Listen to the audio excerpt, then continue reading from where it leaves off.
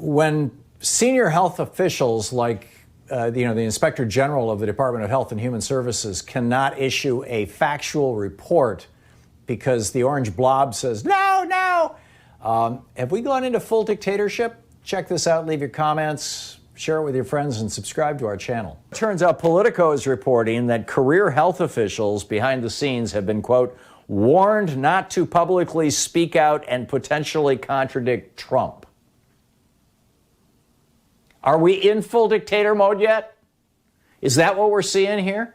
How is this Republican plan to suppress the vote going to play out? I mean, we'll know at the end of the day today, I suppose, when Wisconsin starts reporting, how, the second largest city in the state, I believe, Milwaukee, with a very, very substantial black population, going from 180 polling places down to 5, while rural areas are open and you can vote, no problem.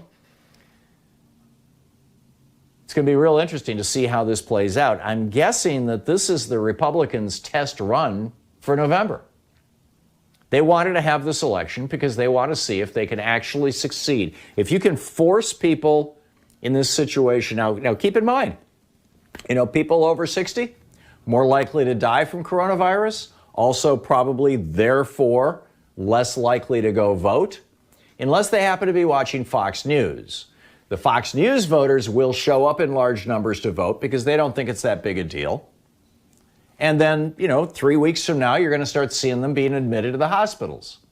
And 3 to 4 weeks from now, you're going to see an explosion of deaths in Wisconsin, I predict. We'll see. I mean, I could be completely wrong, but here we have people getting together. We know that just breathing the air that other people breathe and 6 feet, it turns out, is not a close enough distance, is enough to infect you. Some polling places have no ventilation. This is just a prescription for disaster.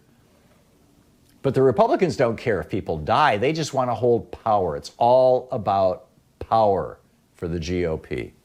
I mean, that is literally the only thing that they're focusing on right now. And Trump is kind of echoing this thing. I got this email this morning. Dear Fred, this is addressed to Fred Flintstone, so it's from the Trump campaign. Despite the unprecedented hardships our nation is facing right now, hardships is plural, shouldn't that be are facing? Anyway, despite the unprecedented hardships our nation is facing right now, patriots from all across the country have stepped up to show that our movement is strong and that America will prevail. We're still 7 months away from Election Day, and we're still shattering expectations. In fact, we're stronger than ever, and President Trump's approval ratings have hit an all-time high. Democrats and their allies in the fake news media only care about one thing: power. They don't think they can beat the president at the ballot box, so they're calling on their mega Hollywood donors to bolster their failing campaigns. We may not have the coastal elites on our side, but we have something better. We have Fred on our team. And you've proven that strength in numbers is all that matters. The President appreciates your unwavering support during these challenging times. Together we are strong, and together we will prevail.